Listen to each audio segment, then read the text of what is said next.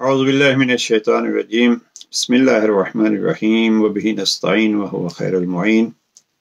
وصلى الله على سيد الأنبياء والمرسلين وعلى آله الطاهرين المعصومين أما بعد غمگین کے ساتھ غمزدہ ہونا یہ انسان ہی کی نہیں بلکہ حیوان کی بھی فطرت میں ہے۔ ہم نے اپنی آنکھوں سے دیکھا ایک حیوان اگر مشکل میں ہے تو دوسرے حیوان کس طریقے پہ پریشان ہو جاتے ہیں، اور پھر شریعت میں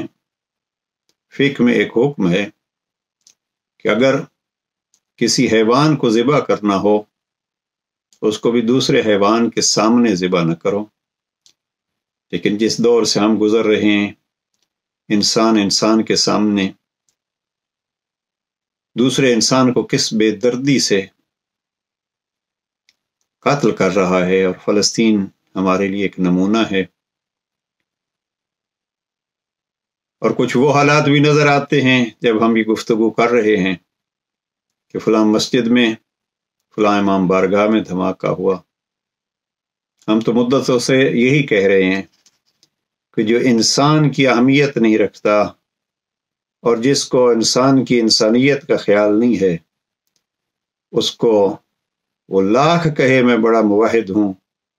میں بڑا مسلمان ہوں، اس کو مسلمان کہنا ہی مشکل ہو جاتا ہے۔ لیکن فلسطین کے ان مظلوموں کو یاد کرتے ہوئے جب وہ منظر تھا جب ایک 10-11 سال کا بچہ 8-9 سال کے بھائی کے سرانے، وہ جو زخموں سے چور تھا اور آخری حالت میں تھا، اس کو کہتا ہے شہادتین پڑھو۔ اے پروردگار، تیری ذات فرعونوں کو اور نمرودوں کو بڑی لمبی مدت دیتی ہے۔ اور جناب زینب کبریٰ سلام اللہ علیہ نے یزید کے دربار میں وہ آیت پڑھی تھی، یزید رب کا یہ فرمان سن لے، انما نملی لہم لیزدادوا اثما، ہم ان کو مہلت دیتے ہیں تاکہ اپنے گناہوں میں اضافہ کر لیں۔ اللہ کا وعدہ ہے اور انشاءاللہ جلد وعدہ پورا ہوگا، لیکن ہم جیسوں کا امتحان ہوتا ہے کہ ہم اپنی دنیا میں مگن ہیں یا غمگین کے غم میں شریک ہیں۔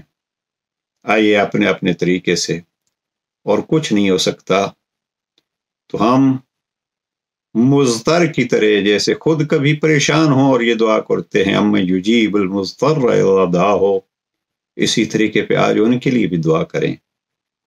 پروردگار ان کے اوپر ظلم اٹھانے والوں کو نیست و نابود کرے۔ یاد رکھیے اسلام کا ایک بہترین اصول ہے، اور وہ ہے غمگین کے غم میں غم زدہ ہونا۔ البتہ سائیکالوجی کے حوالے سے کچھ چیزیں عرض کروں گا، اور وہاں بھی یہ صورتحال کہ سارے اب اگر غم زدہ ہی ہونے لگیں، رونے ہی لگیں، تو پھر اس سے کہیں بزدلی پیدا نہ ہو۔ نہیں، کربلا میں جا کے دیکھیے، اس منظر کو دیکھیے جب جناب زینب کبریٰ فرما رہی تھیں اللہم تقبل منا ھذا القربان، اے پروردگار ہم سے یہ قربانی قبول فرمائیے۔ اور جب ساری چیزیں لٹا کے یزید جیسے ظالم کے سامنے کھڑی تھی تو کہہ رہی تھی کد قیدک وس اسائک، تو اپنا زور لگا لے، اللہ سے تو طاقتور نہیں ہو گیا۔ لہذا دعا کیجئے، لیکن یوں بھی نہیں کہ ہمارے گریے سے دوسروں کے حوصلے پست ہوں، حوصلے بھی بلند رکھیے اور یقین کو بھی بلند رکھیے۔ وہ جو جنگ خندق کی آیات ہیں، جب لشکر آگے آ رہے تھے تو جن کے دل میں ایمان تھا، قرآن فرماتا ہے کہ ان کے ایمان میں اضافہ ہو رہا تھا، اس لیے کہ ان کو اللہ کا وعدہ نظر آ رہا تھا۔ انشاءاللہ اللہ کا وعدہ پورا ہوگا۔ علی امیر المومنین ایک جملہ فرماتے ہیں خط نمبر 45 میں، اور وہ فرماتے ہیں عثمان ابن حنیف، کیا تمہارے لیے اس سے بڑھ کے بھی کوئی بیماری ہے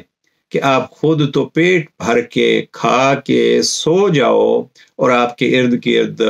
خالی اور بھوکے پیٹ موجود ہوں؟ یہاں جناب امیر علیہ السلام کا مشہور جملہ ہے، اور اس موضوع کے لیے ایک بہترین نمونہ ہے۔ جناب امیر علیہ السلام فرماتے ہیں اَأَقْنَعُ مِن نَفْسِي بِأَن يُقَالَ أَمِيرُ الْمُؤْمِنِينَ وَلَا أُشَارِكَهُمْ فِي مَقَارِهِ الدَّهْرِ، کیا میں اسی میں مگن رہوں کہ مجھے امیر المومنین کہا جاتا ہے مگر میں زمانے کی سختیوں میں ان کے ساتھ شریک اور ان کا ہمدم نہ ہوں، اور زندگی کی بدبزگیوں میں ان کے لیے نمونہ نہ بنوں۔ کوشش کیجئے ہم بھی فقط مسلمان کہلانے کی حد تک اکتفا نہ کریں، اس لیے کہ جناب اقبال نے کیا خوب کہا تھا، جو بے گویم مسلمانم بلرزم یا میلردم کہ دانم مشکلات لا الہ را۔ جب میں مسلمان کہتا ہوں خود کو تو میرا جسم کانپ جاتا ہے،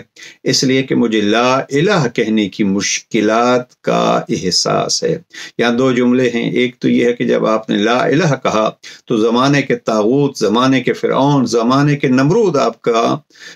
وقت تنگ کر دیں گے، اور دوسرا یہ ہے کہ جب میں نے کہا کہ مسلمان ہوں تو پھر لا الہ نے میری کچھ ذمہ داریاں اور کچھ فریضے کیے ہیں میرے سپرد، اور ان میں سے یہ ہے، جیسے پیغمبر نے فرمایا اگر کوئی مسلمان آپ کو بلاتا ہے یا المسلمین تو اس کی پکار پر لبیک نہ کہنے والا، پیغمبر فرماتے ہیں گویا وہ مسلمان ہی نہیں ہے۔ پروردگار ان مظلوموں کی یہ گھڑیاں جلد از جلد نجات میں اور راحت میں تبدیل فرمائے، اور ہمیں اپنا فریضہ ادا کرنے کی ہمت نصیب کرے۔ والسلام علیکم ورحمۃ اللہ۔